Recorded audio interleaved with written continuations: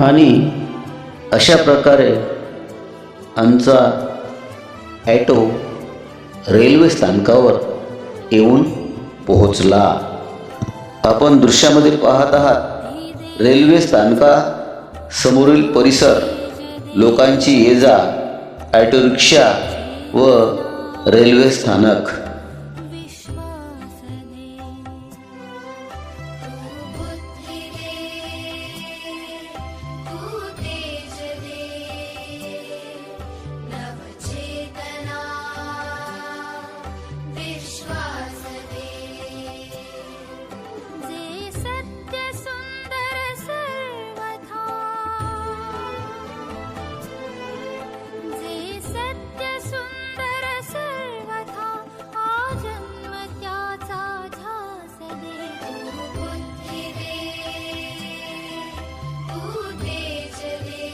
आम्हाला जळगावला जाण्याकरता इसार एक्सप्रेस ही गाडी प्लॅटफॉर्म क्रमांक 5 वर आली।